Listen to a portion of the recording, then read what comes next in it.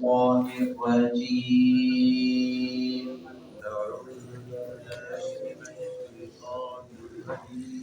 بسم الله الرحمن الرحيم.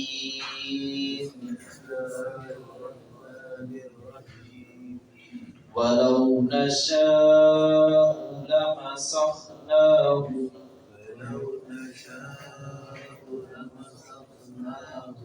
على مكانتهم فما استطاعوا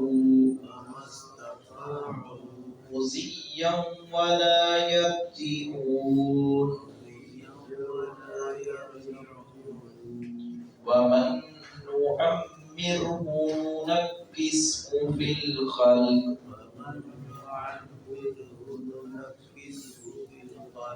أفلا يعقلون. وما علمناه الشعر وما ينبغي له إن هو إلا ذكر وقرآن مبين.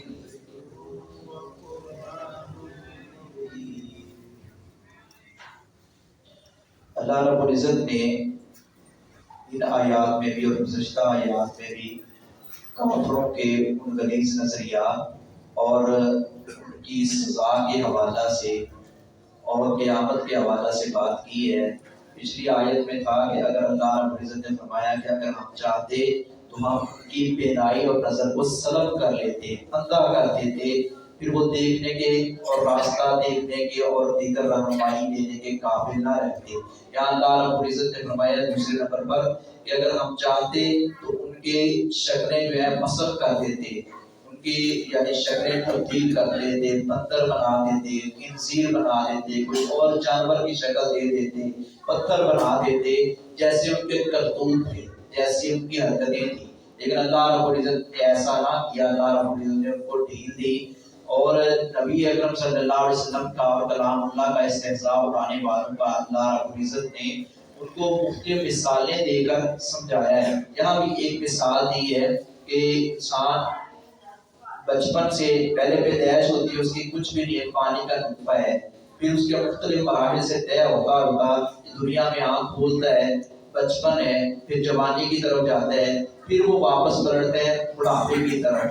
یہ کمزوری، پھر طاقتور، پھر کمزوری، یہ مختلف مراحل ہیں۔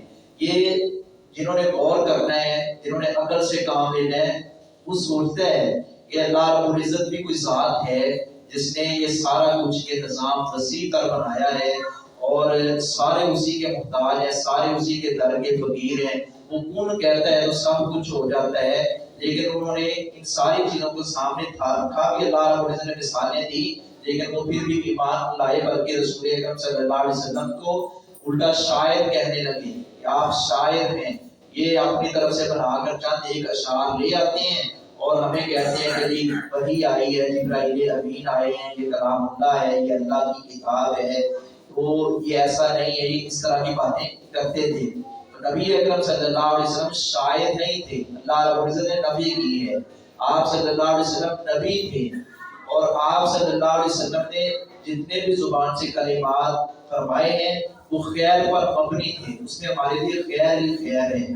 اور نبی اکرم صلی اللہ علیہ وسلم کو اللہ رب العزت نے یہ جو فرمایا ہے کہ آپ شاعر نہیں ہیں، اس لیے تردید کی ہے کہ شاعر اکثر دیوانے ہوتے ہیں اور افراد و تفرید کا مظاہرہ کرتے ہیں، غلب کا مظاہرہ کرتے ہیں اور تخیلات میں پڑے رہتے ہیں، اور عمومی طور پر شاعر وہ گفتار کے غازی ہوتے ہیں، کردار کے غازی کم ہی اقبال کی طرح نظر آتے ہیں۔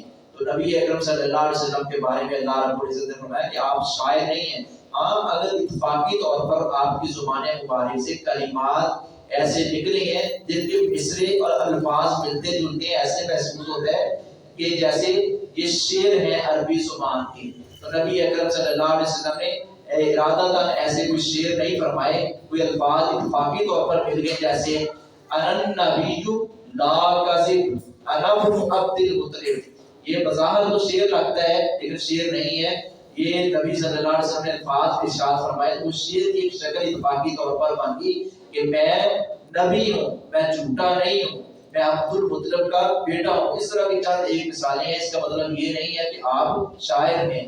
وَلَوْ نَشَاءُ، اور اگر ہم چاہیں لَمَسَخْنَاهُمْ، تو ہم مسخ کر دیں ان کی صورتیں، عَلَىٰ مَكَانَتِهِمْ، انہی کی جگہوں پر، فَمَسْتَطَاعُوا، پھر نہ وہ طاقت رکھیں گے مُضِيًّا، چلنے کی، وَلَا يَرْجِعُونَ، اور نہ وہ لوٹ سکیں گے، پھر وہ چلنے کی طاقت نہیں رکھ سکیں گے، پھر وہ لوٹ نہیں سکیں گے۔ وَمَن نُعَمِّرْهُ نُنَكِّسْهُ فِي الْخَلْقِ، اور وہ شخص ہم عمر دیں جس کو نُنَكِّسْهُ، تو ہم الٹا دیتے ہیں، فِي الْخَلْقِ، اس کی حالت پیدائش میں۔ جب بندہ بوڑھا ہو جاتا ہے، اعصاب جواب دے جاتی ہیں، اگر اتنا کام نہیں کرتی، اور پھر وہ پلٹتا ہے واپس، وہی اس کی بچوں والی عادات ہو جاتی ہیں۔ اور ایسی عمر بالخصوص جن کے اندر بندے کو اپنے آپ کا پتہ نہ چلے، اور زبان سے بھی ایسی ویسی باتیں بھی ادا ہوں، اور وہ اپنے آپ سے یعنی کہ باہر ہو جائے، اس کو پتہ ہی نہ چلے، ایسی رذیل عمر سے بھی نبی اکرم صلی اللہ علیہ وسلم نے اللہ کے حضور پناہ طلب کی ہے۔ یہ مشہور دعا ہے، پیارے نبی فجر کے بعد پڑھا کرتے تھے، اللہم انی اعوذ بک